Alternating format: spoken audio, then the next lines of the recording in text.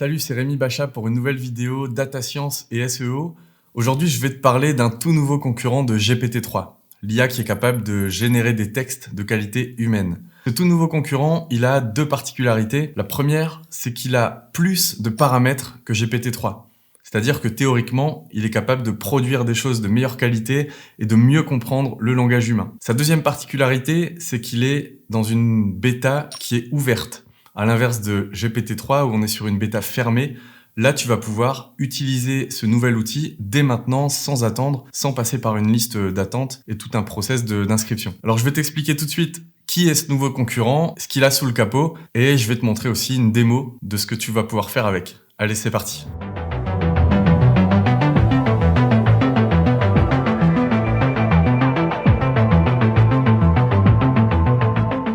Le modèle en question s'appelle Jurassic et il a été créé par une startup qui est à Tel Aviv et qui s'appelle AI21. C'est une startup qui a déjà levé 35 millions de dollars et qui a décidé de créer un concurrent de GPT-3. GPT-3, c'est un modèle qui est spécialisé dans le langage. Donc, il est capable de faire de la compréhension de langage, de la génération automatique de contenu, de la réponse à des questions et pas mal d'autres trucs. Ils ont réussi une vraie prouesse technique, celle de rédiger des contenus proches de la qualité humaine. On est capable maintenant de produire des contenus de façon illimitée pour un coût super bas et qui s'approche vraiment de ce qu'un humain serait capable de faire. Par exemple, des descriptions de fiches produits, des pages catégories, des articles de blog, des FAQ. On est capable aujourd'hui de produire à peu près tout ce qu'on veut d'un point de vue texte. Mais GPT-3, il a un hic. À l'heure où j'écris cette vidéo, donc on est en août 2021, GPT-3 est encore en bêta privée parce qu'en fait, il faut, pour avoir accès, faire toute une demande, remplir un formulaire, expliquer ce qu'on va en faire. L'accès à GPT-3 aujourd'hui, il est limité et finalement, c'est ce qui a frustré pas mal de gens. Mais ce qui s'est passé, c'est que AI21, ils se sont dit, on va passer à la stratégie 100% opposée. On va faire quelque chose d'ouvert à tous, sans passer par la liste d'attente, sans passer par un long formulaire dans lequel on a la réponse plusieurs semaines après, etc. Là, tu t'inscris, tu as accès tout de suite à l'outil. Alors, ce fameux Jurassic, qu'est-ce qu'il a sous le capot? On va regarder ça tout de suite. En gros, AI21, à l'inverse d'OpenAI, il privilégie des réseaux qui vont être plus petits, mais avec une plus grande dimension d'un point de vue vecteur. Et ça, pour l'équipe de AI21, ça amène pas mal d'avantages, notamment dans la qualité du texte généré et aussi dans la rapidité d'exécution du modèle. Un autre changement aussi par rapport à GPT-3, c'est la taille du vocabulaire utilisé. Dans Jurassic, on est sur 256 000 tokens. Dans GPT-3, on est sur 50 000 tokens. Un token, pour simplifier au max, c'est comme si c'était un mot de vocabulaire. Et là, ce qu'on voit, c'est que Jurassic, il en connaît 5 fois plus que GPT-3. Bon, Jurassic, il a l'air pas mal sur le papier. Je te propose de le tester maintenant en live pour te montrer à quoi ça ressemble. Quand tu viens de te loguer, tu arrives ici.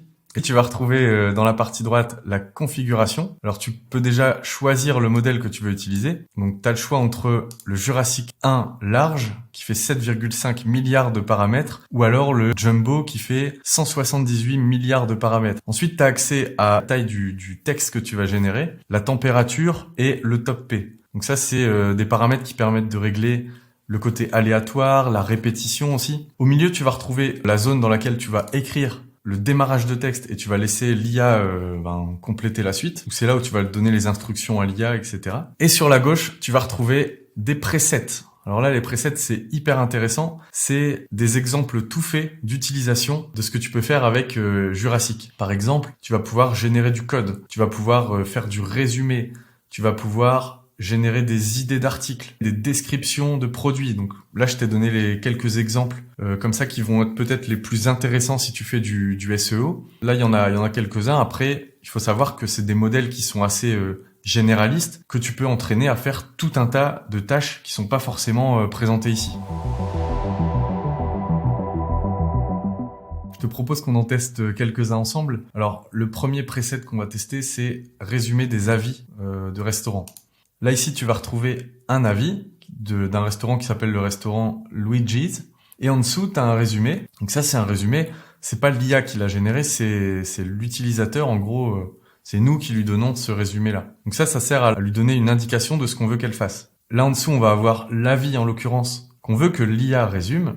Donc là, on redonne la même structure que l'exemple qu'on lui a montré au-dessus. Le nom du restaurant, l'avis et le résumé. Donc là, on donne le nom du restaurant, l'avis, et on demande à l'IA de générer le résumé. C'est des IA, celles-ci, GPT-3, GPTJ, etc., qui sont capables de comprendre une instruction quand on lui montre un exemple. Donc là, en l'occurrence, elle doit comprendre qu'on veut un résumé.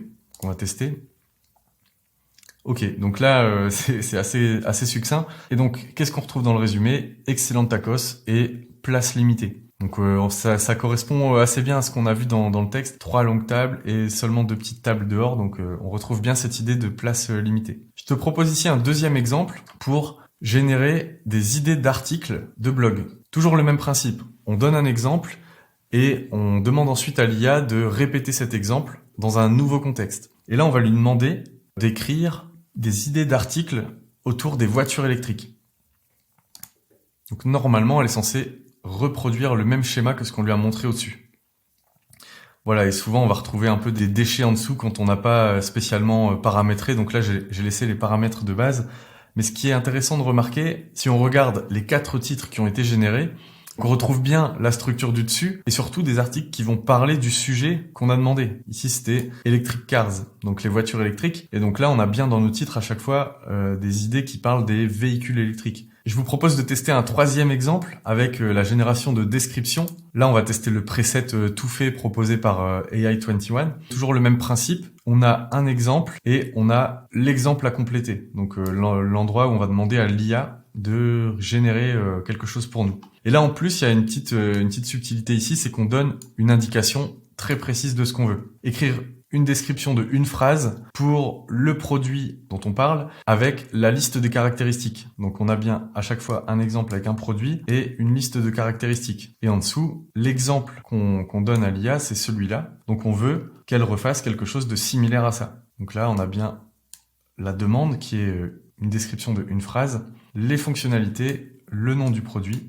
Et donc là, l'IA, qu'est-ce qu'elle doit faire? Elle doit rédiger un texte qui parle de ce produit-là en utilisant ces fonctionnalités.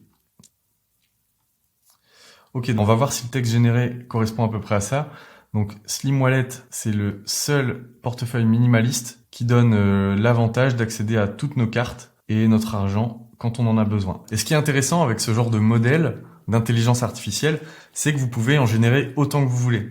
Donc là, on va réessayer de générer une description avec exactement les mêmes caractéristiques. Et là, du coup, on a une autre description qui est aussi unique. Donc voilà, on a à nouveau une description qui est intéressante, qui correspond à ce qu'on a demandé. Ça donne déjà des résultats qui sont super bons. On a vu dans cette vidéo des exemples assez simples en anglais. Donc c'était les presets fournis par AI21. Mais si tu veux aller plus loin et que tu veux apprendre à utiliser toutes ces techniques-là dans tes stratégies SEO, eh bien on a créé une formation gratuite que tu peux recevoir directement dans ta boîte mail. Tu trouveras le lien juste en dessous de la vidéo.